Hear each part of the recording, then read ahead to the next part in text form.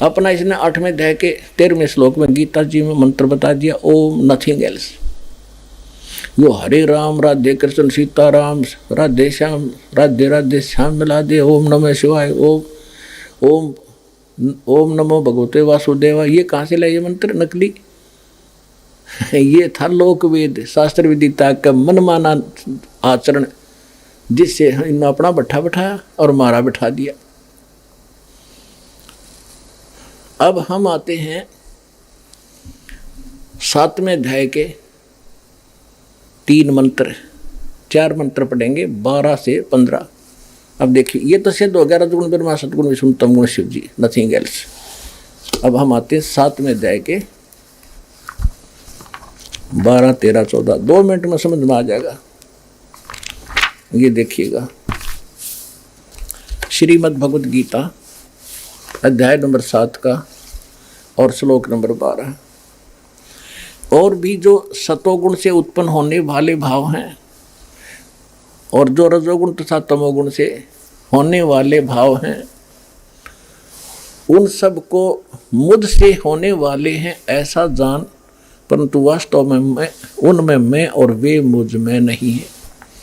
अब यहाँ इसने क्या कहा है कि रजगुण ब्रह्मा से, सतगुण विष्णु से, तमगुण शिव जी से जो कुछ भी हो रहा है, रजगुण ब्रह्मा से उत्पत्ति, क्योंकि रजगुण के ब्रह्मा जी के अंदर एक ऐसा गुण भर दिया इसने, जीव के बस की बात नहीं, उसके प्रभाव से उत्पत्ति संतानोत्पत्ति करेगा ही करेगा। और विष्णु जी में सतोगुण ऐसा भर दिया, सब एक दूसरे मोह ममता जकड़े रहेंगे, यहाँ फंसे रहे। और तमोगुण का अपने बेरा शंकर जी के काम करे, ये सब न मार के अपने पिता के पास भेज देता है। ये कहता है इन तीनों गुणों से जो कुछ हो रहा है, रजगुण ब्रह्मा सतगुण विष्णु तमगुण शिव जी से, इसका मुख्य कारण मैं हूँ, क्योंकि इसको 1 लाख मानव शरीरधारी प्राणियों का निताहार करना पड़ता है, सूक्ष्म शरीर को भून कर खाता है। इसलिए कहता है मैं इनमें नहीं और ये मुझ में नहीं, और ये जो कुछ भी हो रहा है इसका मुख्य कारण, निमित्त कारण मैं ही हूँ, मुझसे ही हो रहे। अब आगे देखना,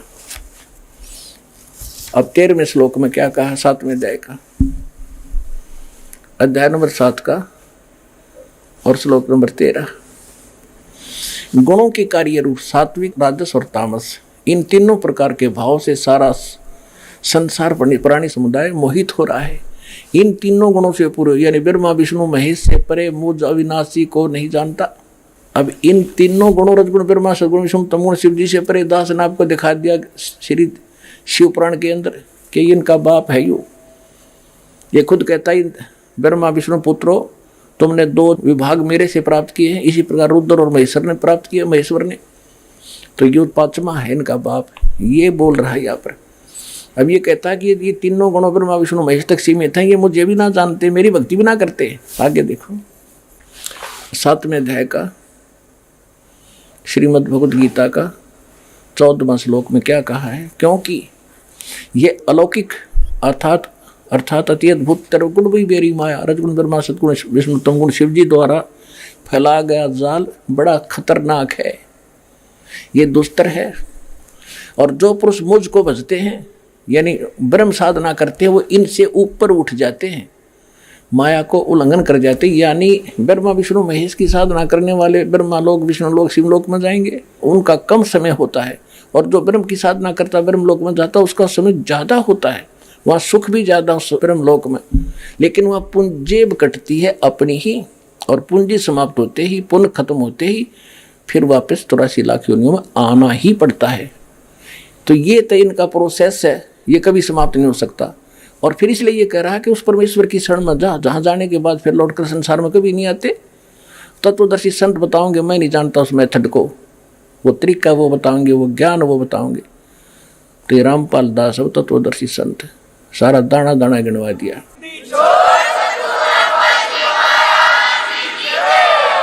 अब ये कह रहा है कि जो इनको छोड़कर, ब्रह्मा विष्णु महेश को छोड़कर मेरी साधना करते हैं, इस माया ब्रह्मा विष्णु महेश से ऊपर उठ जाते हैं। जैसे मार्कंडेय ऋषि बंगाल की खाड़ी में तपस्या कर रहा था, वो नाम का जाप जपया था। जब इंद्र उसके पास गया तो उसने यही कहा था कि इंद्र, ये इंद्र की पदवी छोड़ दे और अब मैं बताऊंगा साधना, ब्रह्मलोक की साधना कर ले। तो कहते एक आधा व्यक्ति मेरी साधना भी ना करते, अगर मेरी साधना करे तो इन ब्रह्मा विष्णु महेश वाले सुख से ज्यादा लाभ मिल जाए। लेकिन कहते हैं ब्रह्मलोक तक भी गए हुए प्राणी जन्म मृत्यु में रहेंगे और मुझे प्राप्त होकर भी उस मेरे ओम नाम का जाप करके ब्रह्म प्राप्ति वाली गति भी अनुत्तम है, घटिया है। जन्म मृत्यु जा नहीं, तेरी मिटे ना मेरी मिटे, या 84 लाख योनियों में चक्कर ऐसे ही लगते रहेंगे। इसलिए कहता है तो सर्वभाव से उस परमेश्वर की शरण में जा। किसकी शरण में? गीता अध्याय नंबर 8 के श्लोक नंबर 1 में अर्जुन ने पूछा कि परमात्मा आपने 7वें अध्याय के 29वें श्लोक में जिस तत्परम के बारे में कहा, वो तत्परम कौन है? 8वें अध्याय के 3रे श्लोक में गीता जी में कहा कि वो परम अक्षर ब्रह्म है। गीता अध्याय नंबर 15 के श्लोक 16 और 17 में 3 पुरुष बताए, सरपुरुष और अक्षर पुरुष। ये तो सरपुरुष 21 ब्रह्मांड का स्वामी, अक्षर पुरुष 7 संग ब्रह्मांड का स्वामी है। ये दोनों नासवान है, इनके अंतर्गत प्राणी भी जन्म मृत्यु में सदा रहते हैं। 17वें श्लोक में 15वें अध्याय के कहा गीता जी में कि उत्तम पुरुषत्व अन्य परमात्मा इति उदाहरते है। ये लोक धर्म अवश्य विवर्ती अवश्य अवैश्वर है, वो परम अक्षर ब्रह्म है, उसकी शरण में जा। अपना मंत्र 8वें अध्याय के 13वें श्लोक में बता दिया इसने, मेरा तो वो मंत्र है। 17वें अध्याय के 23वें श्लोक में बताया कि उस परम अक्षर ब्रह्म के पाने का 3 मंत्र का जाप है, ओम तत्सत। तत् और सत्य तत्वदर्शी संत बताओगे, ये तो सांकेतिक है। 8वें अध्याय के 5 और 7 श्लोक में गीता ज्ञानदाता अपनी भक्ति बताता है कि अर्जुन मेरी भक्ति कर, मुझे प्राप्त होगा, युद्ध भी कर और मेरा नाम भी जप। 8वें अध्याय के 8, 9, 10 8वें अध्याय के 8, 9, 10 मंत्र में बताया कि अर्जुन जो उस परमात्मा की भक्ति करते हैं, तत्ब्रह्म उस परम अक्षर ब्रह्म की भक्ति करते हैं, उस भक्ति की शक्ति से उस परमात्मा के पास चले जाते हैं। अब तू निर्णय कर ले किसकी भक्ति कर रही है। तूने मेरे साथ रहना है तो मेरी भक्ति कर, और उस परमात्मा की भक्ति करनी है तो तत्वदर्शी संत खोज ले। और पुण्यात्मा थारा तो भाग जा गया, खोजा खाजा पा गया, अपना कल्याण करवा ले।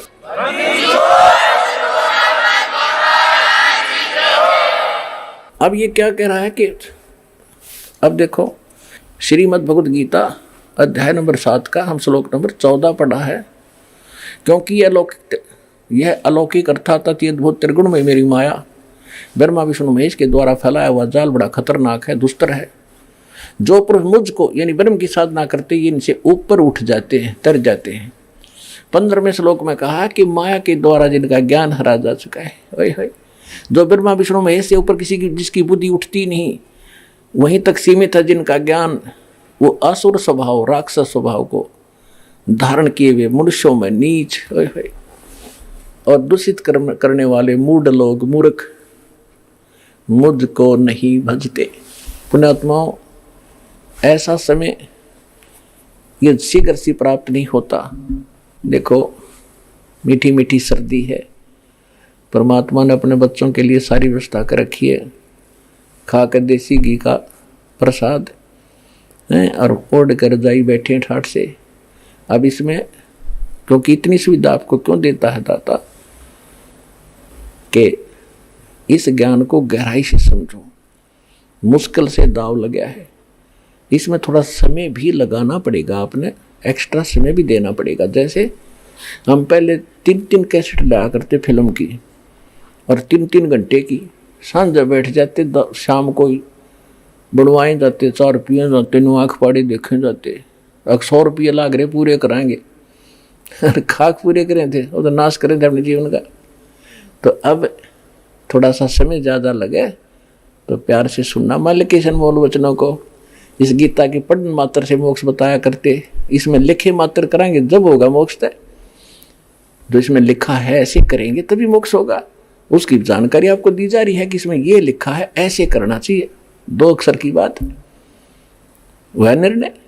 अब हम क्या बताया है कि ब्रह्मा विष्णु महेश की साधना करने वालों को राक्षस स्वभाव को धारण किया, मनुष्यों में नीच बुरे कर्म करने वाला, दूषित कर्म करने वाला मूर्ख क्यों कहा, ये थोड़ा संक्षेप में बताएंगे। जैसे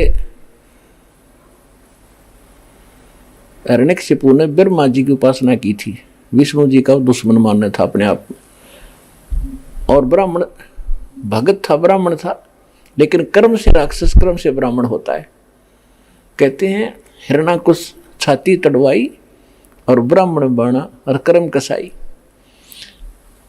ब्रह्मा जी की भक्ति करी, वरदान पा लिया, सुबह मरू ना शाम मरू, फलान मरू ना दकड़ मरू।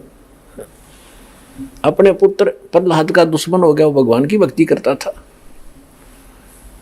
अंत में राक्षस कहलाया और कुत्ते वाली मौत मारा गया, पाड़ के फेंक दिया उसको पेट से। तो हुआ रजगुण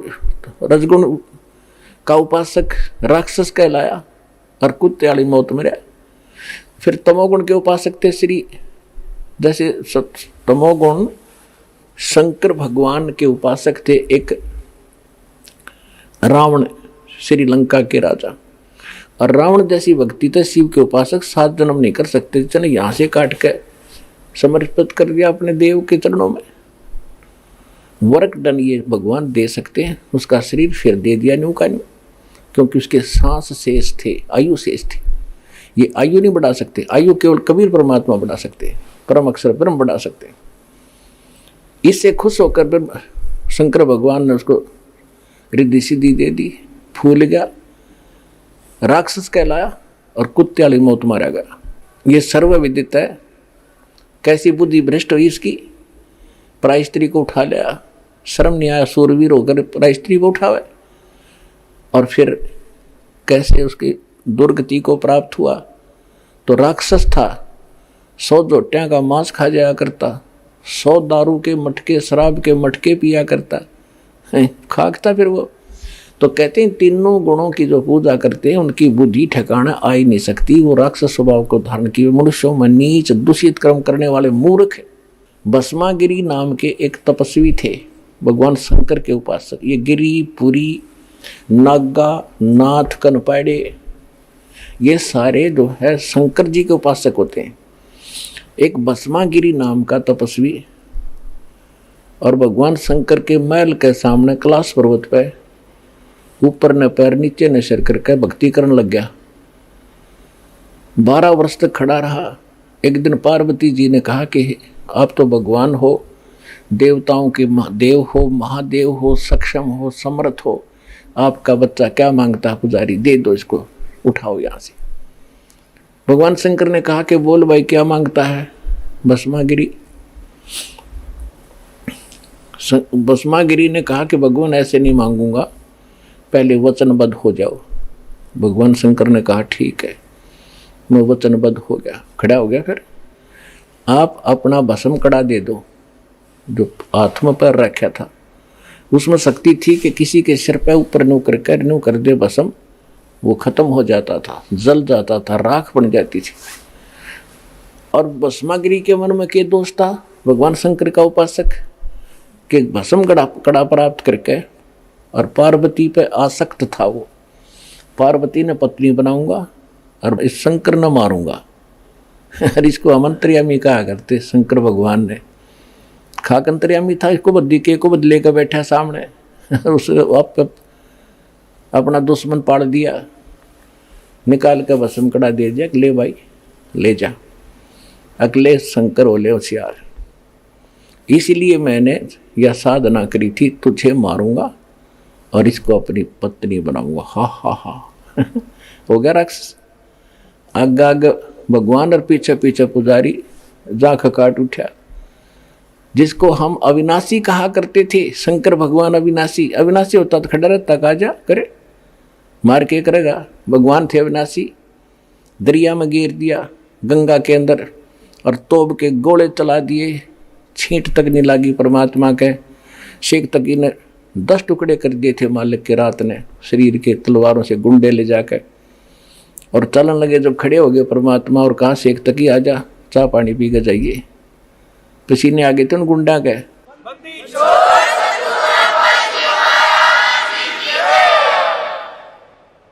तो शंकर भगवान आगे आगे और उसका पुजारी पीछे पीछे। जा खखाट उठा, टैर बाजता जा शंकर भगवान का। अब भगवान ने दया करी, बीच में आके खड़े हुए खुद परमेश्वर पार्वती रूप बना के, और कहने लगे भाई डट जा, कहाँ जा रहे, आ जाओ, मैं भी तो आपके लिए तड़प रही हूँ। खड़ा हो गया जो मूर्ख है और कहा कि शंकर भगवान तो 100 किलोमीटर तू डटेगा नहीं, तू चिंता ना करे। वो खड़े हो गए तो पार्वती कहने लगी कि मुझे डांस करके दिखा। पार्वती रूप में परमात्मा थे। तो उसने कहा देखो मैं तो तपस्वी आदमी, मैंने डांस करना नहीं आता। पार्वती रूप में भगवान बोले ला मैं सिखाती हूँ, इस पैर को आगे कर, इसको पीछे कर, डो डो डो डो डो, फिर इसने ऊपर कर, इसने नीचे करे। जब वो सरपा आ गया और कर ऊपर, जिस हाथ में कड़ा ले रहा था ना वो सरपा आ गया उस पूरी बूझ के। जब कह दिया भस्म, और भस्मा गिरी, वहाँ खत्म हुआ। उसके बाद वो भस्मा असुर कहलाया, भस्मासुर राक्षस। जब वो कड़ा लेकर शंकर भगवान के आज्ञा प्रकट हुए परमात्मा विष्णु रूप धारण करके, शंकर जी बोले विष्णु जी भाग ले, बात बिगड़गी। परमात्मा बोले क्या हो गया भाई, कैसे ऐसे उसने जुल्म कर दिया, मेरे साथ धोखा कर दिया। कोई बात नहीं, उसको मैंने मार दिया है। अगर नहीं ऐसे कैसे मार दिया, वो तो मरने वाला था, उसके पास तो कड़ा है कि ये कड़ा ले तेरा।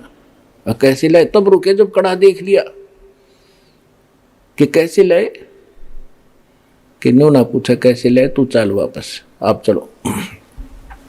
जब उस भस्मागिरी की राख देख ली ना, जब शंकर भगवान के दिल की वो पल्स ठीक हुए और धड़कन ठीक हुई, तो पुण्यात्माओं हम कान डड़े डुआ रखे थे मूर्खा न मारे।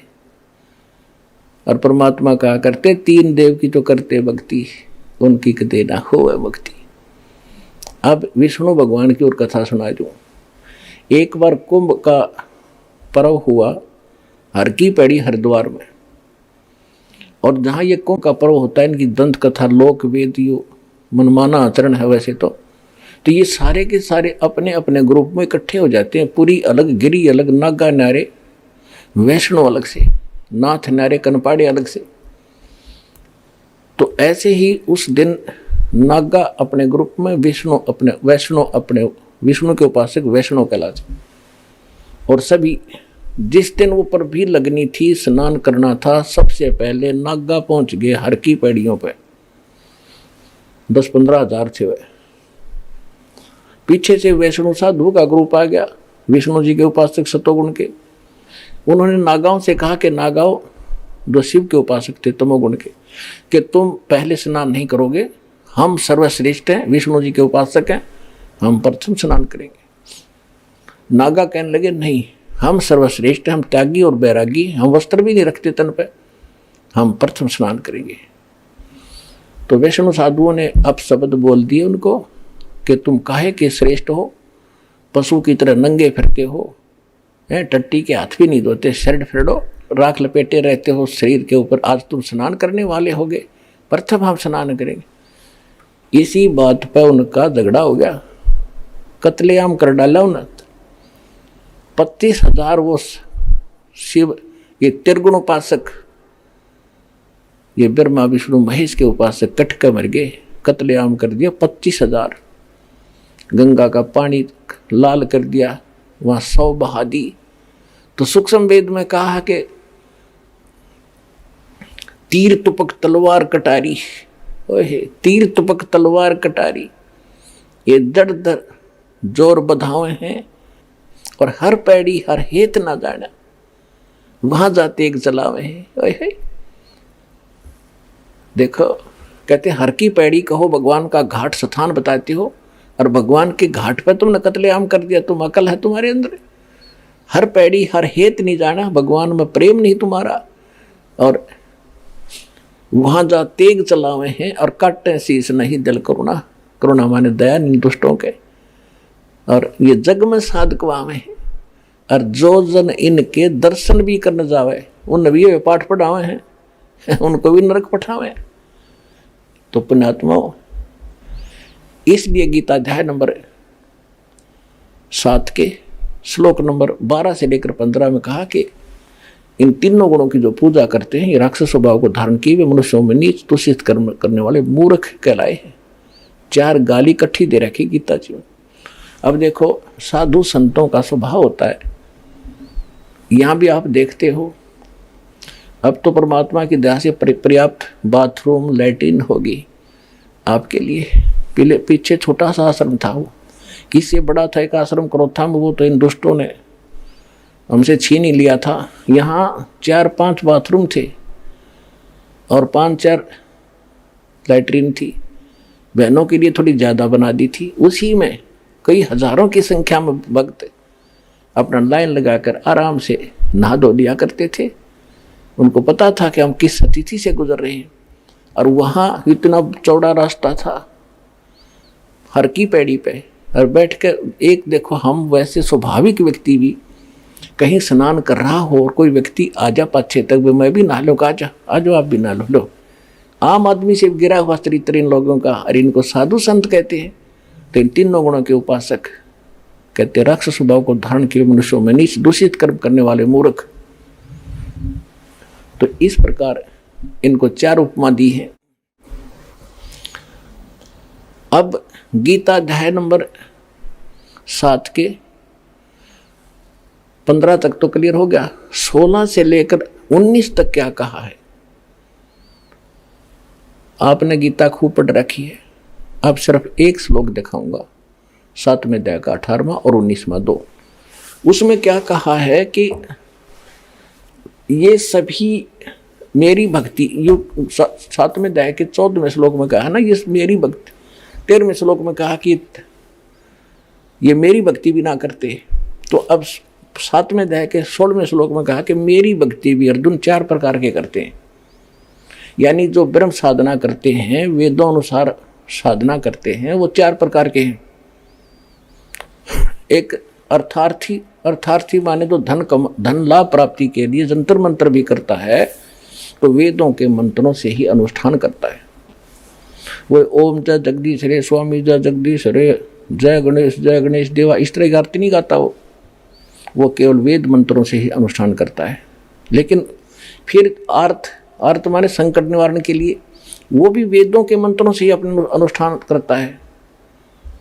और तीसरा जिज्ञासु होता, घर से निकलता परमात्मा प्राप्ति के लिए। फिर बहुत से संतों के पास से जो ज्ञान ग्रहण करता है उसका वक्ता बन जाता है। ये भी काम नकली है। ये तीनों रिजेक्ट कर दिए। और चौथा बताया ज्ञानी उसको कहते हैं जिसको ये पता लग गया, आत्म ज्ञान हो गया कि मनुष्य जीवन परमात्मा प्राप्ति के लिए ही प्राप्त होता है। फिर परमात्मा ज्ञान हुआ कि पूर्ण परमात्मा के बिना मोक्ष नहीं हो सकता, न देवताओं की पूजा से, केवल पूर्ण परमात्मा से ही, भक्ति से ही मोक्ष होगा। तो इन संत ऋषियों को, महर्षियों को तत्वदर्शी संत ना मिला, जिस कारण से इन्होंने आपन निष्कर्ष करके ब्रह्मा जी से प्राप्त ज्ञान के आधार से ओम नाम को परम अक्षर ब्रह्म का मान लिया, आग के अंगार को बर्फ मान लिया अज्ञानता से। तो इन्होंने, ये तो उनको फाइनल हो गया कि मनुष्य जीवन मिला इसलिए है कि मोक्ष हो, नहीं तो इसका यूज नहीं कति, व्यर्थ है। और फिर ये भी ज्ञान हो गया कि एक परमात्मा की भक्ति करनी चाहिए, आन उपासना ब्रह्मा विष्णु महेश, इन देवताओं की भक्ति से बात नहीं बने, ये फाइनल हो गया। तो उन्होंने केवल ओम नाम का जाप और हठ योग जैसे ब्रह्मा जी से प्राप्त हुआ था वो करने लगे। तो गीता ज्ञानदाता कहता है कि वो ज्ञानी जो है ना, वो मुझे पसंद है, क्योंकि उन्होंने ब्रह्मा विष्णु महेश की पूजा छोड़ दी और ब्रह्म साधना करते हैं, उनको मैं अच्छा लगता हूँ, उनका समझ में आ गया। तो अब कहता है कि ये उदार आत्मा, ज्ञानी आत्मा है तो नेक, लेकिन इनको तत्वदर्शी संत मिला नहीं जो परम अक्षर ब्रह्म का ज्ञान करा दे, जिस कारण से ये सभी मेरे वाली घटिया गति में स्थित रहे। इसका अर्थ ये बनता है, हरियो नको न, वो तो अनुत्तम मन सर्वश्रेष्ठ गति, भगवान अपनी गति को अश्रेष्ठ कैसे कहेगा? हरियो कहने लग रहा। अब दिखाता हूं आप देखिएगा। अब सातवें अध्याय का 18वां पढ़ेंगे। गीता अध्याय नंबर, श्रीमद् भगवद गीता अध्याय नंबर 7 का और श्लोक नंबर हम 18 पढ़ेंगे। ये 18, उदारा सर्वे एव एते ज्ञानी तु आत्मा एव मे मतम। ये कहता मेरे विचार में, मेरे मत में ये ज्ञानी आत्मा तो माने तो है सर्वे, सर्वे माने सारी, उदारा माने श्रेष्ठ। ये उदार आत्मा है जितने जो ज्ञानी आत्मा है, ज्ञानी चौथे प्रकार के। आस्थित सही युक्त आत्मा माम एवं अनुत्तमाम गतिम। ये क्या कह रहा है कि ये सभी अच्छी आत्मा है और ये ज्ञानी मेरे विचार में, और ये लेकिन मेरे वाली माम अनुत्तम गतिम, मेरे से मिलने वाली जो गति सतिथि यानी लाभ है उस घटिया है, वह घटिया अनुत्तम अश्रेष्ठ है, उसमें ही आस्थित हैं, उसमें ये उसी में सीमित हैं, उसी पर आश्रित हैं। इन्होंने क्या किया, नकलियों ने, ये सभी उद्धार हैं, परंतु ज्ञानी तो साक्षात मेरा स्वरूप है। ये मेरा मत है, क्योंकि वह है युक्त आत्मा, मदत मन बुद्धि वाला ज्ञानी भक्त, अति अनुत्तम माने अति उत्तम बैड को गुड लिख रहे हैं बुद्धि भ्रष्ट, और गति माने गति स्वरूप मुझ में ही सथित है। सथित माने अच्छी प्रकार सथित है।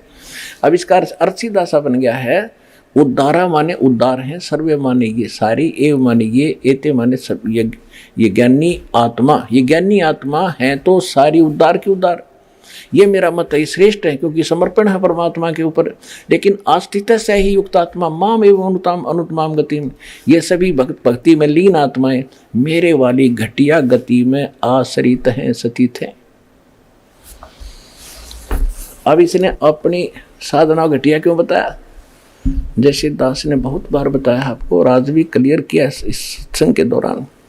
जैसे आपको बताया कि ऋषियों ने हठ योग तो ले लिया ब्रह्मा जी से, इसको आकाशवाणी हुई थी देवी भागवत के 3रे स्कंद में, कभी पढ़ाएंगे आपको कंप्लीट, उसमें लिखा है।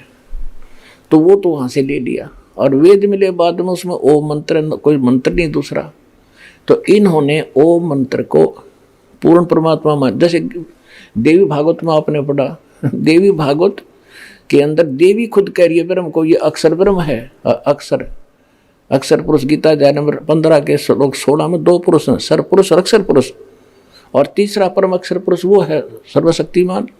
तो ये ब्रह्म को ही तो अक्षर पुरुष कह रही है, ब्रह्म को ही परमात्मा कह रही है, ब्रह्म को ही परम अक्षर ब्रह्म कह रही है, और फिर कहते उसका ओम नाम है और ब्रह्म को प्राप्त हो जाओगे।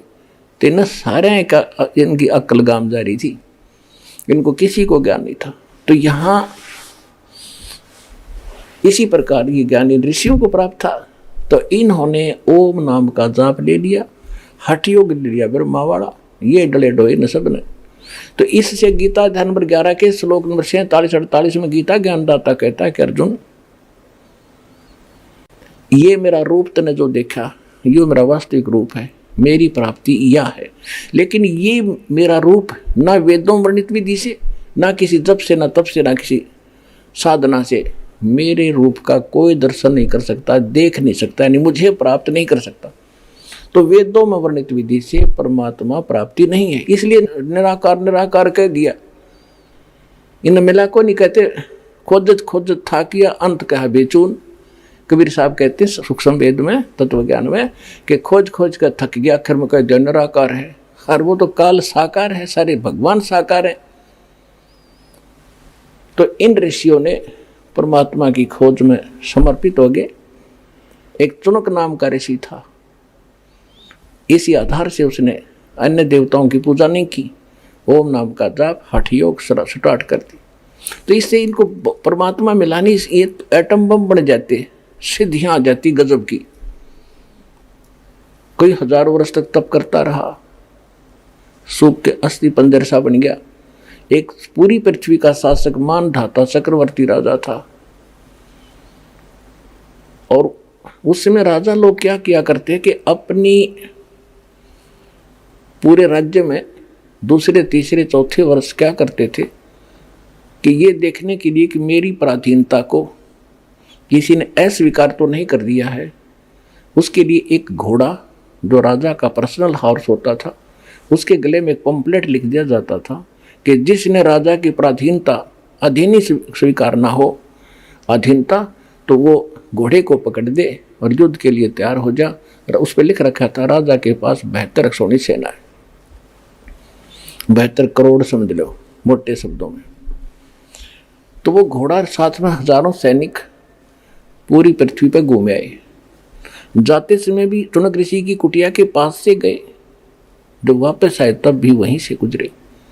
चुनक ऋषि इस ब्रह्म का पुजारी था, काल का।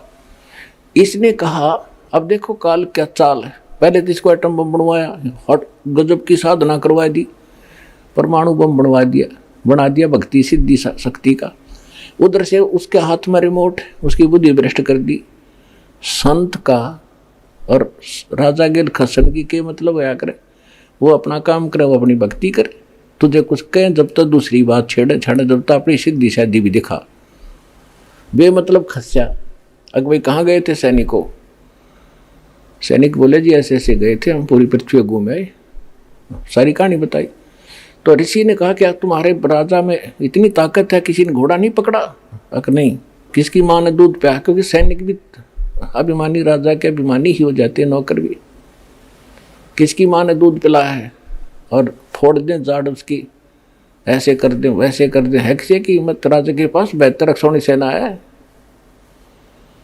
अब चुनक ऋषि ने सोचा ये तो घने अभिमानी हो गए, इन्हें सेट कर दूं। उसने कहा कि मैंने पकड़ लिया।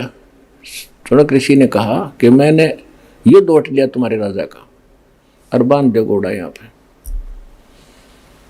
सैनिक बोले अरे कंगाल, ओ कंगले, दाने खाने को नहीं तेरे पास, और युद्ध करेगा मानधाता चक्रवर्ती राजा के साथ?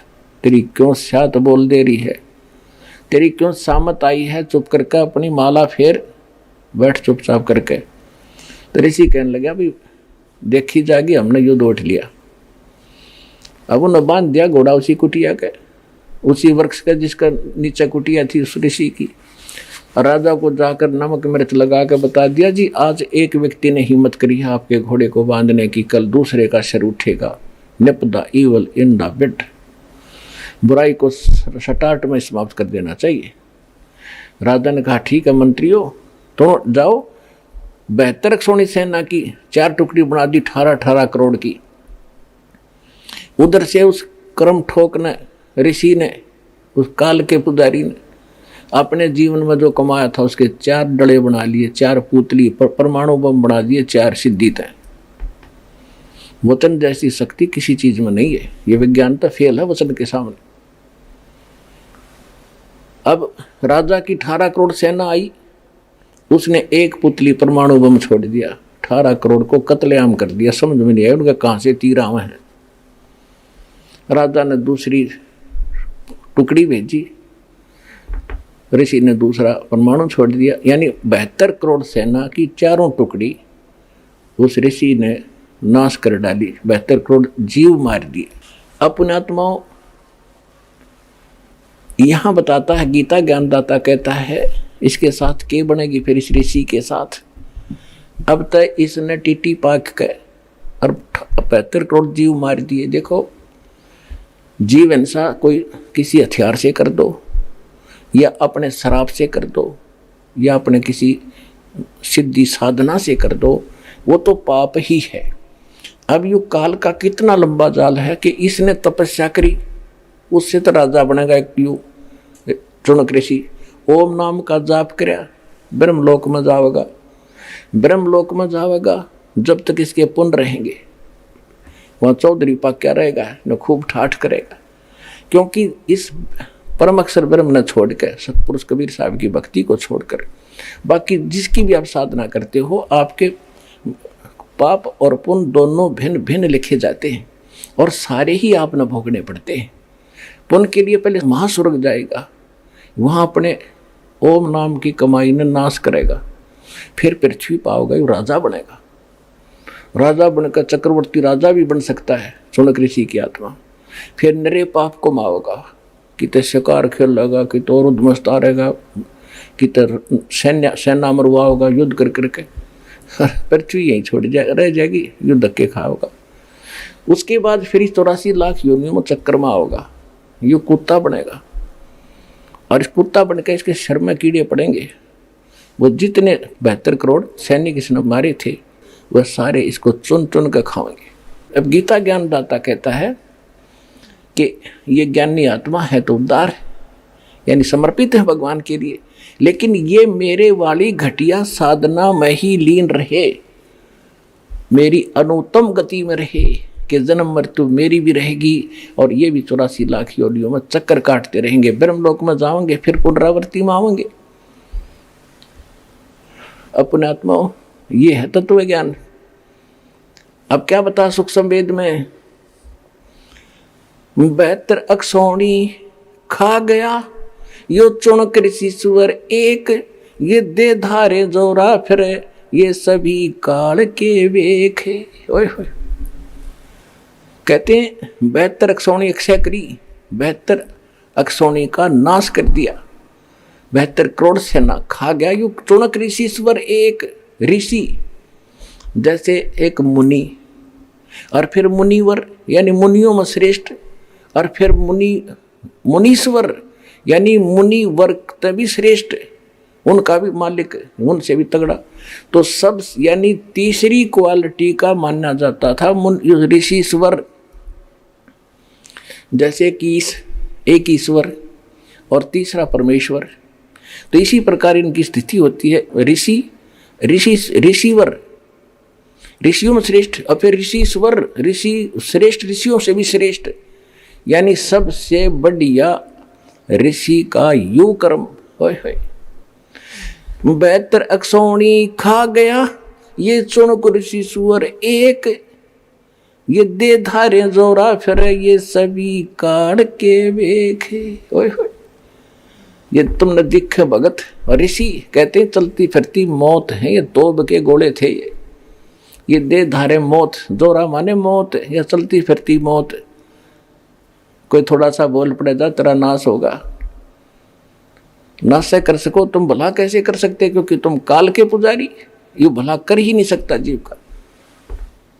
तो यहाँ गीता ज्ञानदाता इसलिए कहता है कि मेरी भक्ति जो करते हैं ज्ञानी आत्मा, ये हैं तो नेक है, पर तत्वदर्शी संत ना मिलने से ये मेरे वाली अनुत्तम गति में, घटिया गति में, मेरे वाली साधना इस स्थिति में, मेरी गति माने जो ओम नाम से होने वाली जो गति है, मोक्ष है, मेरे से प्राप्त होने वाले मोक्ष तक सीमित रहे। यू किसा मोक्ष? ब्रह्मलोक में रहे 1000 वर्ष, फिर आगे धक्के खांड, ईसा मोक्ष है मेरा। गीता ज्ञानदाता कहता अपने आत्माओं देखना रहस्य इस गीता जी में। गीता अध्याय नंबर 7 के श्लोक नंबर 19 में स्पष्ट कर दिया, बहुनाम जन्मानाम अन्ते ज्ञानवान माम प्रपद्यते वासुदेव सर्वमिति स महात्मा सुदुर्लभ है। ओए होए, क्या बताया है कि बहुत बहुत जन्मों के किसी अंत के जन्म में कोई ज्ञानी आत्मा माम प्रपद्यते मेरी भक्ति करता है, ब्रह्म तक की, ना तो नीचे की जय गणेश देवा जय गणेश देवा, इन पत्थर की पूजा मंडे रहते लगे रहते। कोई एकाध करता है ब्रह्म साधना और वो बता दी बात घटिया है मेरे वाली, फिर कहते हैं वासुदेव सर्वमिति स महात्मा सुदुर्लभ है। ओए होए, ये बताने वाला कि वासुदेव का अर्थ क्या होता है, जिस परमात्मा का सबके ऊपर अधिपत्य हो, वो सर्वशक्तिमान सर्वगतम ब्रह्म, उसको वासुदेव कहते हैं। वेद में वासुदेव परमेश्वर कबीर जी के लिए उपमात्मक लिया गया है। और इन्होंने वासुदेव ला दिया श्री कृष्ण के, श्री कृष्ण तो वासुदेव का बेटा था, और वासुदेव एक व्यक्ति था जिसका नाम वेदों से ही उनके गुरुओं ने सेलेक्ट करके लिख दिया। श्री कृष्ण वासुदेव नहीं था, ये तो एक ब्रह्मांड में एक विभाग का मंत्री है, सतोगुण विभाग का, और परम अक्षर ब्रह्म पूर्ण परमात्मा असंग ब्रह्मांड के स्वामी है, वो है वासुदेव। और वही पूजा के योग्य है, वही मोक्षदायक है, वही पाप नाशक है, और वो सबका मालिक है, सबका धारण पोषण करने वाला। कहते ये बताने वाला संत बड़ी मुश्किल से मिलेगा अर्जुन, कि वासुदेव ही सब कुछ है, उसकी भक्ति करो और की त्याग दो। वो पाप नाशक है, सबका पालक है, सृष्टि रचनहार है। कहते ये बताने वाला महात्मा तो सुदुर्लभ है। ओए बड़ी मुश्किल से मिलेगा। और पुण्यात्मा आपको आसानी से मिला दिया दाता ने। धन आपके माता पिता जिससे जन्म हुआ। ये देखिएगा, हम यही पढ़ रहे हैं गीता अध्याय नंबर 7 का और श्लोक नंबर हम 18 पढ़ लिया। अनुत्तम का अति उत्तम करा क्या मूर्खा ने। अब 19 में क्या कहा है कि बहुनाम जन्मानाम अंते ज्ञानवान माम प्रपद्यते। बहुनाम जन्मानाम अंते, बहुत बहुत जन्मों के अंत के जन्म में कोई ज्ञानवान ज्ञानी आत्मा मुझे मेरी भक्ति करता है। वासुदेव सर्वम इति स महात्मा सुदुर्लभ है। ओए होए, ये बताने वाला कि वासुदेव ही सब कुछ है, सर्वम वही मालिक है, वही सबका जनक है, सबका पालक है, पाप नाशक है, भक्ति योग्य है, पूर्ण मोक्षदायक है। ये बताने वाला साधु संत तो बड़ी मुश्किल तय मिलेगा। इनका अनुवाद देखिए, बहुत जन्मों के अंत के जन्म में तत्व ज्ञान को प्राप्त पुरुष सब कुछ वासुदेव ही है। यानी नीचे लिखा भी उन्होंने, अर्थात वासुदेव के सिवा अन्य कुछ है नहीं। बिल्कुल सही है। इन वासुदेव श्री कृष्ण मान रखा था, ये उस पर कह रहे, इसका अर्थ ये सही है, सब कुछ वासुदेव ही है। इस प्रकार मुझको बचता हुआ महात्मा सुदुर्लभ है। कर दिया ना अज्ञान, इन्होंने बकवाद कर दी सारी। इसका सीधा सा अर्थ है, देखो संस्कृत पढ़ेंगे हम। बहुनाम जन्मानाम अंते ज्ञानवान माम प्रपद्यते। बहुत बहुत के अंत के किसी जन्म में ज्ञानी आत्मा मेरी भक्ति करता है। और वासुदेव सर्वमिति, वासुदेव ही सब कुछ है। इति यह बताने वाला स महात्मा सुदुर्लभ है। वो संत तो बड़ी मुश्किल तय मिलता है। एक समय परमात्मा मिले थे आदरणीय गरीबदास साहिब जी को, कबीर साहब, गांव छुड़ानी, जिला जलंधर, हरियाणा।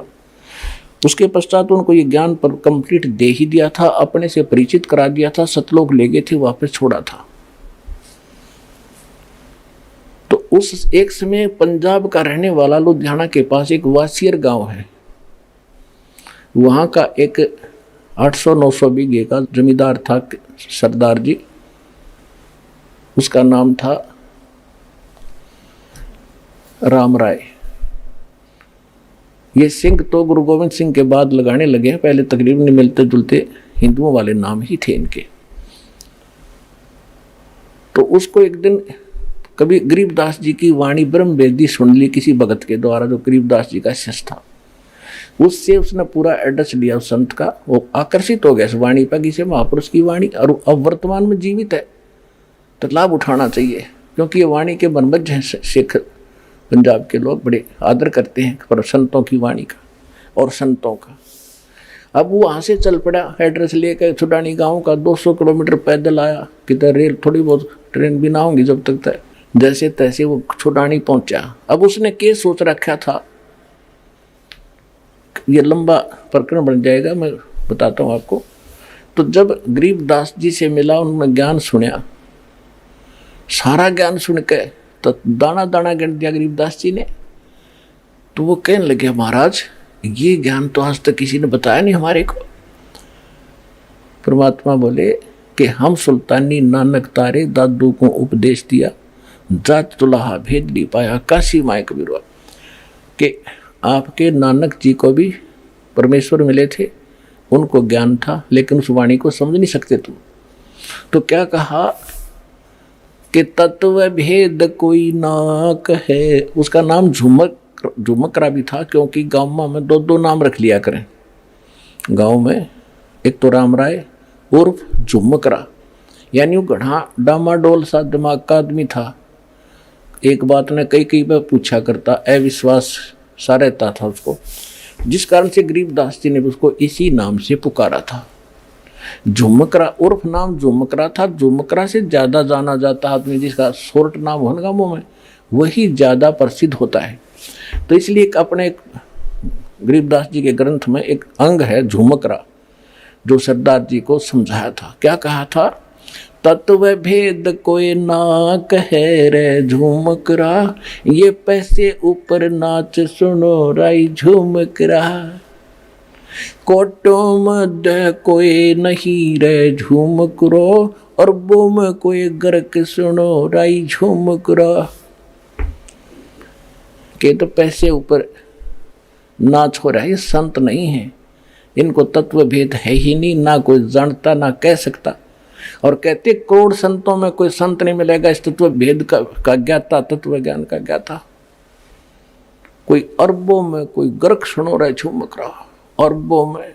ओए होए, अब पूरे विश्व की कितनी आबादी है? 5 अरब से ऊपर, और 5 अरब के अंदर एक ये दास है जो तत्व ज्ञान का ज्ञाता वर्तमान के अंदर है।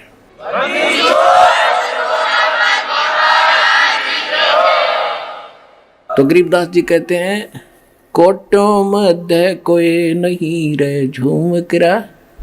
करोड़ संतों में नहीं पाओगे इस ज्ञान का ज्ञाता। और कंप्लीट कोरस हो उसके पास, पूरे मंत्र हो। ग्रक माने saturated, complete in all respect. देसी भाषा ग्रक यानी कति कंप्लीट, जिसमें कोई कसर ना हो, ऐसा संत। कहते कोटों मध्य कोई नहीं रे झूम करा। करोड़ों में कोई नहीं है, अरबों में कोई गर्क सुनो राई झूम करा। तो यहाँ गीता जी भी वही कहती है, बहु नाम जन्माना मनते ज्ञानवान माम पर्वते वासुदेव सर्वमिति स महात्मा सुदुर्लभ है। कि ये बताने वाला कि वासुदेव यानी सर्वशक्तिमान परमात्मा जिसका सबके ऊपर अधिपत्य है, वो वासुदेव है। जैसे ब्रह्मा जी, विष्णु जी, शिव जी, ये सबके ऊपर, सबके मालिक नहीं है। वासुदेव माने सबके ऊपर जिसका वास है, जो सबका मालिक है।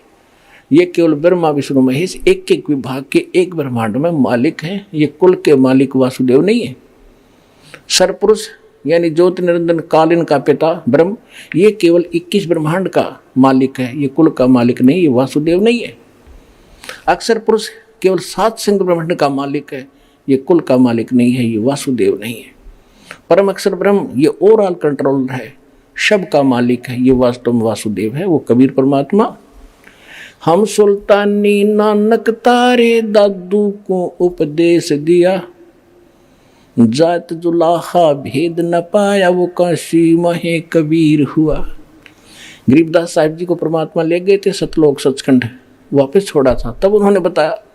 नानक साहिब जी को भी परमात्मा लेकर गए थे, उन्होंने वापस छोड़ा। और भी दादू साहिब जी को भी, बहुत से महापुरुषों को जिनके शुभ नाम दास बार बार आपको दोहराता है।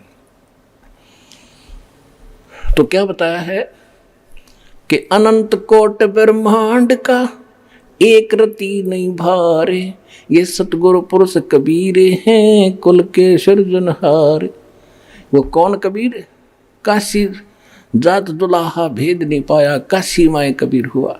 ये है वो परम अक्षर ब्रह्म, जिसके विषय में गीता ज्ञानदाता 18वें अध्याय के 62वें श्लोक में और 18वें अध्याय के 66वें श्लोक में कहता है कि अर्जुन सर्वधर्मान परिताज माम एकम शरणं व्रज अहम तवा सर्व पापे भयमोक्षामि मा शुच। कि मेरे 70 के ओम नाम के जाप की और ये 500 यज्ञ जो करता है तू, ये मेरे 70 की जो ओम नाम की, क्योंकि पूर्ण परमात्मा के पाने का 3 मंत्र का जाप है। ओम तत्सत, ओम ब्रह्म का, सरपुरुष का, तत् और सत्य सांकेतिक है। गीता अध्याय नंबर 17 श्लोक नंबर 23 में तत् सांकेतिक है, तत् और ओम मिलकर ये 2 अक्षर का मंत्र बनता है, इसको सत्यनाम कहा गया है। और सत ये सार नाम है, ये परम अक्षर ब्रह्म का मंत्र है। तो यहाँ बताया है कि मेरे 18वें अध्याय के 66वें श्लोक का ये अर्थ है कि सभी मेरे 70 की जो धार्मिक साधनाएं हैं, अनुष्ठान तने किए हैं ओम नाम के जाप की, मुझे दे दे वह भक्ति, फिर मैं तुझे मुक्त कर दूंगा। क्योंकि हम ओम नाम के जाप की कमाई ब्रह्मलोक में खर्च कर देते थे, हम कंगाल के कंगाल होकर गधे बनकर घूमते रहते थे, ये हम इसके मजदूर बने रहे। अब हम इसको ओम नाम का जाप दे देंगे, ये हमें छोड़ देगा, फिर हम सतलोक में चले जाएंगे अपने परमात्मा के पास। तो ये भी कहता है सर्वधर्मान परित्यज माम, मेरे 70 की सब पूजा मुझे मत छोड़ दे। एकम शरणम व्रज, एक माने जिसके बराबर दूसरा ना हो, सर्वशक्तिमान की शरण में जा, तब मैं तुझे सब पापों से मुक्त कर दूंगा। फिर जब मेरा हमारा हम इससे कर्ज मुक्त ही हो गए, फिर इसका हमारा लेना देना क्या रहा, ये क्या मांगा हमारे ऊपर। तो इस प्रकार हम सतलोक जाएंगे, और गीता ज्ञानदाता इस उस परम अक्षर ब्रह्म सत्य पुरुष कबीर साहिब की शरण में जाने को कह रहा है कि जहाँ उसकी शरण में जाने से ही तू सर्वभाव से उस परमेश्वर की शरण में जा, उसकी कृपा से तू परम शांति को, सनातन परम धाम को प्राप्त होगा, शाश्वत स्थान को प्राप्त होगा। और मेरी शरण में रहेगा तो अर्जुन जन्म मृत्यु तेरी भी होगी मेरी भी होगी। और मेरे पुजारी का क्या हाल होगा, चुनक ऋषि की कथा तेरे को सुना दी। तो पुण्यात्माओं, आपका सौभाग्य है, आपको ये अनमोल वचन, अनमोल ज्ञान सुनने जोगा बनाया। पहले तो भगवान ने आपको विद्वान बनाया, शिक्षित किया, और दास को इसका जानकार बनाया। आज आपके रूबरू ऐसा बना दूंगा जैसे पहली का कहता हुआ, अगर वेद गीता और पुराणों को आप याद रखोगे। बोलो सतगुरुदेव।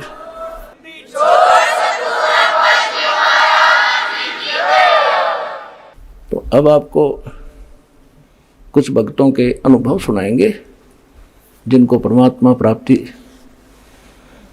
से प्राप्त जो लाभ हुए हैं वो अपने मुख कमल से बताएंगे। सुनिएगा। नमस्कार सर। सत्य भगत जी। क्या शुभ नाम है जी आप जी का? राकेश दास भगत जी। सर कहाँ से आए हैं आप?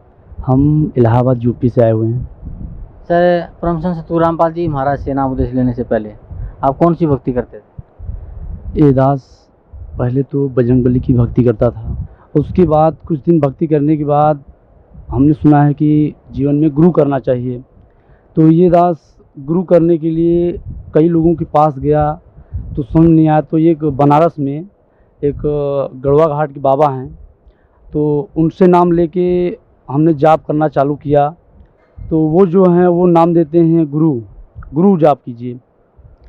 तो हमने नाम लेके जाप करना चालू किए। तो हम लोग प्रेत बाधा से बहुत ज़्यादा परेशान थे। तो वहाँ पे जहाँ पे हम लोग रह रहे थे वहाँ पे एक औरत ख़त्म हो गई थी, एक लड़की ख़त्म हो गई थी। तो वहाँ उन्होंने बहुत हम लोगों को परेशान करती थी। हम लोग सोते थे तो हम लोग को दबा देती थी। मैं बहुत बजरंगबली को बुलाता था, हर देवी देवता का नाम लेता था, मगर हमको कोई लाभ नहीं, कोई वो नहीं। मैं रात में सोता नहीं था, जाग रहा था कि जगता रहूँगा तो कोई हमको सताएगा नहीं। इसी प्रकार से मेरा जीवन व्यतीत होता चला गया। मैं झूठ भी बोलता था कि मैं नाम लेके आया हूँ तो हमको लाभ हो रहा है, लेकिन कुछ लाभ नहीं हो रहा था हमको। सर परमहंस सतगुरु रामपाल जी महाराज की शरण में आप कैसे आए? ये हमारे भाई साहब यहाँ से जुड़े हुए थे, तो उन्होंने बताया कि सच्चे गुरु तो ये हैं जो बरवाला में हैं। तो हमने कहा कि ठीक है, ऐसे गुरु को हमको भी चलना चाहिए उस ऐसे गुरु के पास में और नाम उपदेश लेना चाहिए। तो हमारे भाई साहब बोले ठीक है आ जाओ फिर। तो हम बहुत दिन तक सोचते रहे, करीब साल भर से ज़्यादा हो गया था, हम सोचते रह गए थे। उसके बाद हम मुंबई आए। तो मुंबई आने के बाद हम एक बार यहाँ आए और आने के बाद जब उपदेश लिया तो हमको ऐसा सुकून महसूस हुआ कि वास्तव में गुरु जिसको कहते हैं, जो असली गुरु है, वो नाम जब देता है तो आत्मा को इसी प्रकार से शांति मिलती है। सर परमहंस सतगुरु रामपाल जी महाराज से नाम उपदेश लेने के बाद आपको क्या लाभ मिला? हम यहाँ मुंबई में हमको डेंगू मलेरिया हो गया था। तो यहाँ पे कुछ ठीक नहीं हुआ, हम बहुत दवा करवा चुके थे। उसके बाद जब हम घर गए तो हमारे यहाँ ब्लड टेस्ट हुआ। उसके बाद डॉक्टरों ने बोला कि इनको डेंगू मलेरिया का प्रॉब्लम है और इनको आगे फटाफट दिखाइए कहीं पे जल्दी से, क्योंकि बहुत प्रॉब्लम है, प्लेटलेट ब्लड बहुत कम हो रहा है इनका। तो उसके बाद हमको स्वरूपा रानी हॉस्पिटल में भर्ती कराया गया, इलाहाबाद में है। तो वहाँ में जब हम गए वहाँ पे, तो वहाँ पे डॉक्टरों ने बोला जांच करने के लिए। फिर वहाँ शुरू से जांच किया। शाम 8 बज गया। 8 बजे के बाद हमारे भाई साहब हमारे साथ में थे, तो उनको बोला गया कि आप प्लेटलेट ब्लड लाइए बहुत जल्दी, क्योंकि 3 घंटे का समय है। 3 घंटे में अगर आप ला देंगे प्लेटलेट ब्लड तो ये ज़िंदा रह सकते हैं, अन्यथा इनको आप ले जाइए। तो मेरे भाई साहब बोले कि डॉक्टर साहब आप लिखिए कहाँ पे मिलेगा वो प्लेटलेट ब्लड। तो बेली ब्लड बैंक है, वहाँ पे हमारे भाई साहब गए। तो 8-9 बज रहा था उस करीब। तो वहाँ से वो निकले। तो वहाँ से जब गए ब्लड बैंक गए तो वहाँ पे उन्होंने ब्लड उनको नहीं मिल पाया था। तो घूमते घूमते 3 बज गया, रात में आए। तो डॉक्टर बार बार बोल रहा था कि इनको बाहर ले जाओ। लिखा पढ़ी भी करवा लिया था, मतलब कागज़ पे, कि इनको बाहर ले जाओ, ये इनको मृत्यु को प्राप्त हो जाएगी, मैं जिम्मेदार नहीं बनूंगा। तो हमारे भाई साहब रो रहे थे कि मालिक परमात्मा बंदी छोड़, अगर आपकी शरण में ये दास है तो इसके ऊपर भी दया करना मालिक। इस प्रकार से मेरे भाई साहब रो के मालिक से प्रार्थना कर रहे थे। और मैं तो बेहोश हो रहा था और फिर जिंदा हो रहा था, बेहोश हो रहा था। इसी प्रकार से मेरा जीवन हो रहा था। मुझे मुसाफिर खाना में डॉक्टरों ने भेज दिया स्ट्रेचर पे लिटा के। उसके बाद मालिक ने ऐसी कृपा की कि सुबह भोर हो गया, 3 बज गया, तो भाई साहब आए। तो भाई साहब बोले कि मालिक, हमने तो सुना है कि आपने जो आपकी भक्ति करता है मालिक, आपके श्रम में जो रहता है उसकी तो आप उसको जीवन दान दे देते हैं मालिक। तो परमात्मा अगर इस दास में वास्तव में अगर आप परमात्मा आए हुए हैं तो इस पे दया करो मालिक, ये भी भक्ति कर रहा है मालिक। तो वहाँ पे मेरे भाई साहब सुबह हुआ, उसके बाद डॉक्टर ने पूछा कि क्या हुआ, ब्लड मिला कि नहीं मिला। तो भाई साहब बोले कि ब्लड के लिए गया था डॉक्टर साहब, लेकिन मिला नहीं वहाँ पे। तो बेली ब्लड बैंक जो था वो बुलाया था कि आप सुबह में आइए करीब 10-11 बजे तक। तो भाई साहब बोले कि तब तक तो डॉक्टर साहब बता रहे हैं कि इनकी मृत्यु हो जाएगी। तो उस समय चेकअप किया था, डॉक्टर ने बताया था कि 4500 पॉइंट ब्लड मेरे अंदर था उस समय। तो वो बोला कि इनकी मृत्यु हो जाएगी। उसके बाद भाई साहब सुबह में गए तो उनका वहाँ पे ब्लड लेके तभी ब्लड दिया जाता है वहाँ पे, लेकिन वहाँ उन्होंने डॉक्टर बोला कि आओ अंदर आओ, अंदर आ गए आओ। भाई साहब मेरे गए वहाँ, ब्लड न लिए और ब्लड दे भी दिए, और 2700 रुपये मात्र क्यों लिए थे वो हमसे। 6 बोतल ब्लड लेके हमको चढ़वाने के लिए ले आए। जब ले आए भगत जी, तो जैसे ही हमारे अंदर चढ़ाया गया वो ब्लड, वैसे ही जिसे कहते हैं बेहोश टाइप हो गए। उसके बाद मुझे बहुत ज़्यादा मतलब सांस मेरा फूलना चालू हो गया। उसके बाद धीरे धीरे मालिक धीरे धीरे इस दास को सही किए। पहला जीवन में हमारे तो ये चमत्कार सबसे बड़ा हुआ, जो कि हमारी मृत्यु हो चुकी थी, मालिक ने हमारी मृत्यु को बढ़ा दिया, जीवन को बढ़ा दिया। दूसरा चमत्कार ये कि मैं 2 चक्के गाड़ी लिया था, उसमें कागज़ अपने नाम ट्रांसफ़र करवाने के लिए दिया था। तो मैं बोला था, वो गए तो वहाँ पे बोले कि भैया कितना लगेगा बताइए। तो उन्होंने बताया कि आपको 1500 रुपये देना होगा। तो 800 रुपये दूसरा कोई दे दिया था वहाँ पे हमारे साथ में, तो 700 रुपये देना था उसको। तो हमने बोला भैया 700 रुपये लगेगा कि और लगेगा। तो बोला नहीं 700 ही मात्र लगेगा। हम बोले ठीक है। मैं बोला 700 से ज़्यादा तो नहीं लगेगा कि 100-200 रुपये और लेंगे। बोला नहीं 700 ही रुपये लगेगा, क्यों आप इतना परेशान हो रहे हैं, मैं बता दिया तो जाओ आप। तो मैं वहाँ से चला आया। उसके बाद वहाँ से करीब 60-60 किलोमीटर दूरी पर रहता था, काम करता था मैं, खुद का काम था तो वही करता था वहीं पे। तो 15-20 दिन के बाद जब हम वहाँ रिटर्न फिर गए, उससे फ़ोन करके बात की कि हमारा कागज़ आ गया, हमारे नाम से ट्रांसफ़र हो चुका है। बोला कि हाँ आ जाइए, आप ले जाइए। तो मैं जब वहाँ ट्रांसफ़र कागज़ लेने गया तो वहाँ पे उन्होंने बोला, हम कहा भैया कागज़ आ गया दे दीजिए। तो वहाँ पे कागज़ वो दिया।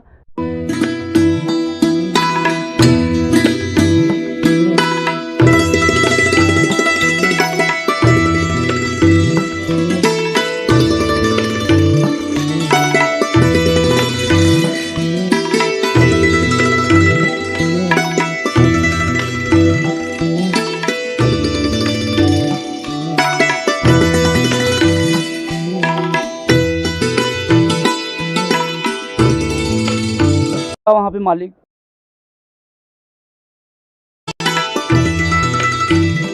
4 रुपये दो। तो मेरे दिल में एकदम जैसे कहते हैं कि घबराहट होगी कि मालिक अभी तो ये कह रहा था कि कुछ ही समय पहले बता रहा था कि 700 रुपये लगेगा, फिर कह रहा नहीं 1000 रुपये लगेगा। तो मैं रोने लगा वहाँ पे, मालिक हे परमात्मा, हम तो किसी के साथ गलत किए नहीं मालिक, फिर हमारे साथ ऐसा अन्याय क्यों हो रहा है परमात्मा। हम सब के रास्ते चलने वाले हैं, अब चल रहे हैं मालिक, तो ऐसा क्यों हो रहा है परमात्मा हमारे साथ में। मैं 3-4 मिनट तक वहाँ पे ऐसे मतलब सोचता रहा, बगल में खड़ा होकर मतलब रोता रहा, मालिक ऐसा कौन सा कर्म किया था, किस जन्म का वो भोग रहे हैं मालिक, इतना मतलब आत्मा हमारी रोई। उसके बाद मैं सोचा कि हमारे पास 900 रुपये ही है, ये 1000 रुपये लेगा, मानेगा नहीं। मैं 60 किलोमीटर दूरी से आ रहा हूँ, 100-200 रुपये का पेट्रोल भी फूँक के आया हूँ, फिर हमको आना पड़ेगा। तो मैं सोचता रहा। उसके बाद में 900 रुपये, मैं बोला अच्छा 900 रुपये दे देता हूँ, अगर मान लेगा तो ठीक है, नहीं कोई बात नहीं, फिर देंगे, ला के देंगे घर से, क्या करेंगे। तो हमने अपने जेब से जैसे ही पैसा निकाला और मैं बोला कि 900 रुपये है, दे देता हूँ उसको। तो जैसे ही पैसा गिनना चालू किया, वैसे ही गिनता रहा तो 1000 रुपये उसमें से हो गए, जो कि 900 था। 2 बार 3 बार मैंने गिना था अपना पैसा घर से भी, क्योंकि मैं दूसरों को पैसा जब भी देने चलता हूँ तो 2-3 बार गिनता हूँ, कहीं गलत तो नहीं है कि मेरी बात कट जाए कि तुमने झूठ बोला तो इतना पैसा नहीं, इतना पैसा है। तो मैं उसको गिन के घर से लेके आया था, और मुझको जो देने वाला था वो भी गिना था। मेरे भाई साहब थे, वो इलेक्ट्रॉनिक की दुकान है, वो देने वाले थे 700 रुपये, वो दिए थे, वो भी गिन के दिए थे। तो मैं यहाँ जब आ गिना तो 1000 रुपये निकला। तब हमको विश्वास हुआ मालिक, एक बार हमारे गुरुजी बताए थे कि हमारी जाली बढ़ गई थी। वास्तव में पूर्ण परमात्मा जो इस परमात्मा की भक्ति करते हैं उनकी उनके ऊपर यही और इसी प्रकार कृपा होती है परमात्मा बंदीश्वर मालिक। सर भक्त समाज को क्या संदेश देना चाहते हैं आप? भगत समाज को हम यही संदेश देना चाहेंगे कि मानुष जन्म दुर्लभ है, मिले न बारंबार, तरवर से पत्ता टूट गिरे बहुल लगता बार। पेड़ों से जो पत्ता एक बार गिर जाता है फिर दोबारा नहीं लगता। इस मनुष्य जीवन का जो अस्तित्व है वो बहुत अनमोल है, इसको गंवाओ ना भाइयों। आप बरवाला आश्रम में आके अपना कल्याण कराइए, हम यही हमारा रिक्वेस्ट रहेगा। क्योंकि अभी तक हम यही सोचते थे भगत जी कि हमारा भी रामकृष्ण के समय जन्म हुआ होता तो हम उनके शरण में होते, हम उनकी बताई हुई भक्ति करते, लेकिन ऐसा कुछ नहीं। उनके अंदर वो पावर नहीं है जिसकी हमकी ज़रूरत है। ऐसे आज मान लीजिए कि जिसकी शरण में हम हैं वो पूर्ण संत हैं। पूर्ण संत की क्या तलाश है, क्या पहचान है, ये गीता जी के अध्याय नंबर 15 के श्लोक नंबर 1 से 4 तक दिया गया है। तो अब तक आपने पढ़ा लिखा है, आप सब पढ़ लिख चुके हैं, अब आप अच्छी तरह से अपने अच्छे बुरे की पहचान कर सकते हैं। और आप सूत्र दिया गया है, कोई भी सवाल आप हल करते हैं, इंटरव्यू पढ़ चुके हैं आप लोग, तो कोई भी सवाल हल करते हैं तो उसमें सूत्र लगता है। तो वही सूत्र, जैसे लोग कहते हैं कि गुरु करो जान के पानी पियो छान की, उसी प्रकार ये समृद्ध छन्नी लाओ और उससे छानो इन गुरु जी को जो नकली संत हैं। तो इनकी पहचान गीता जी में लिखा गया है। क्या ये शास्त्र नहीं मानते? मानते हैं। तो ये क्यों नहीं मान रहे हैं? बताते हैं कि हम धर्मगुरु हैं। तो धर्मगुरु का क्या मतलब हुआ बताइए? तो धर्मगुरु का ये मतलब हुआ कि जो शास्त्रों सहित पूजा बताए वही पूर्ण संत है। वो अपनी खुद ही उसमें सब कुछ लिखा गया है। ये लोग क्या पढ़े हैं? कुछ नहीं पढ़े, तो ज्ञान कहाँ से आया? ये मनमाना आचरण करवा रहे हैं। हम आपसे यही रिक्वेस्ट करेंगे कि आप पूर्ण संत की पहचान बताई गई है गीता जी में, उसको पढ़िए, उसके बाद आइए यहाँ पे नाम उपदेश लीजिए।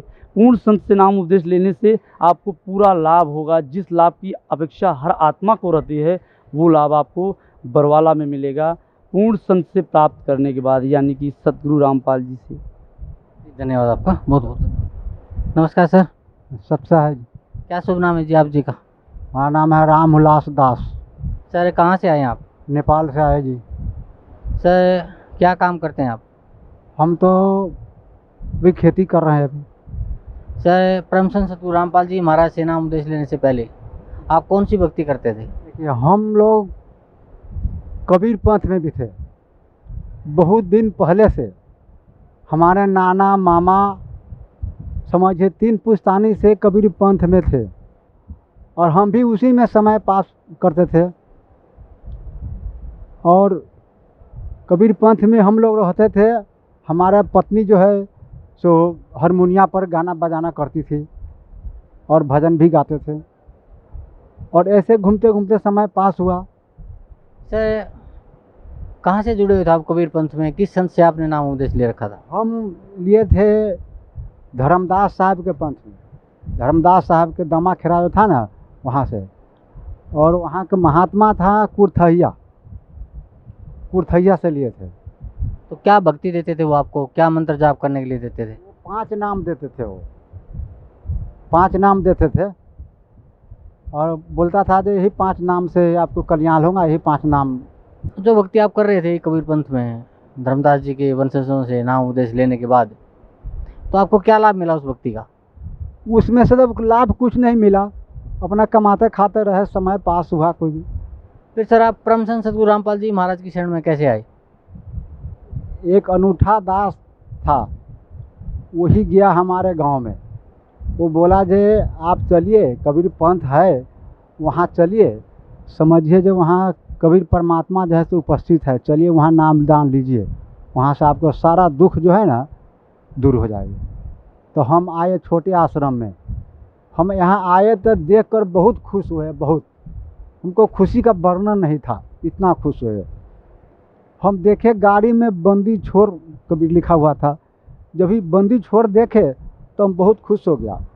हम सोचे बंदी छोड़ जब भी है तो कबीर साहब है, दूसरा कुछ नहीं है। यहाँ से नाम लिए, घर में गए और समाज को हम बताए। समाज तो नहीं माना, फिर भी हम आते रह गए।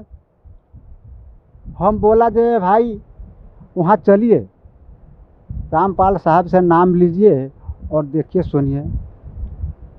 कोई भी नहीं आया। एक बार हम आए दिल्ली में, यहाँ से जाने के समय में तो वहाँ पर गाड़ी की इतना भीड़ था जो हम चढ़ नहीं पाए और सारा लोग चला गया, हम 4 आदमी वहाँ पर बच गए। तो हमारा दिल में क्या हुआ, ये बोल रहा है लोग कबीर परमात्मा है, लेकिन हमारा यहाँ कोई सहारा नहीं हो रहा है। 10-15 मिनट के बाद में 2 आदमी आया, बोला जे भाई सीतामढ़ी जिला के आदमी कौन है, सीतामढ़ी जिला के आदमी कौन है। हम बोले, उसको पीछे पीछे चलना शुरू कर दिया। बाद में बोले भाई क्या बात है, सीतामढ़ी के जिला के आदमी क्यों खोज रहे हैं, तो आप बताइए ना कहाँ से आ रहे हैं। हम बोले जो हम तो जिंद से आ रहे हैं। तो जिंद कहाँ से, हम सतलोक आश्रम से आ रहे हैं। तो हमारा मालूम हुआ है 100 आदमी है, आप कितने आदमी हैं। हम कहली हम तो 4 आदमी है, अभी है 6 आदमी था लेकिन सब चला गया। वो बोला ये खाने के लिए कुछ है। हम कहली हाँ खाने के लिए तो रोटी आश्रम से लाए थे, उस खाए है, बचा कुचा कुछ रखे उसी में से। वो बोला चलिए हम रोटी खाना खिलाते हैं। हम बोले जो नहीं, हमारे पत्नी जो है ना, जो नाम उपदेश नहीं लिया है उनके हाथ से खाना नहीं खाती है। वो बोला केला तो खाएगी। हम बोले हाँ केला तो खाएगी। 10 दर्जन केला उठाकर इतना बड़का मोटा रख दिया और बोला खाओ, और टिकट ले लिया। टिकट चेक करा कर लाया और दे दिया। और गाड़ी में इतना भीड़ था कि पुलिस डंडा चला रहा था। एक भगत लाइन में लग गया, हमारा झोरा ओरा सारा सामान ले लिया और चढ़ा गया, अंदर घुस गया, सीट हमको ले रख लिया। दूसरा भगत फिर लाइन में लग गया। जब गेट सामने आया तो वो भगत पीछे हो गया, हमको 4 आदमी के उसमें घुसा दिया अंदर करके, और पैसा दे दिया 250 रुपया फिर दे दिया। अब बोला खाते पीते चले जाना। यही बात हुआ। अब हम घर में चले गए, सब कुछ ठीक है। भगत समाज को क्या संदेश देना चाहते हैं आप? भगत समाज को संदेश दे रहे हैं यही, जो हम 5 नाम में थे कबीर पंथ में, अपना कबीर पंथ से हम समाज यही बता रहे हैं कि सब दिन से सुनते थे कि कलु जुग जीत कबीर के है ना। जो अभी कबीर साहब प्रगट हो गए हैं, से चलिए अपना रामपाल साहब से नाम लेकर अपना कल्याण करवाइए, और 5 नाम के फेरी में मत पड़िए, छोड़ दिए 5 नाम के फेरी। 5 नाम में कुछ नहीं है। यही समाज। जी धन्यवाद आपका, बहुत बहुत धन्यवाद।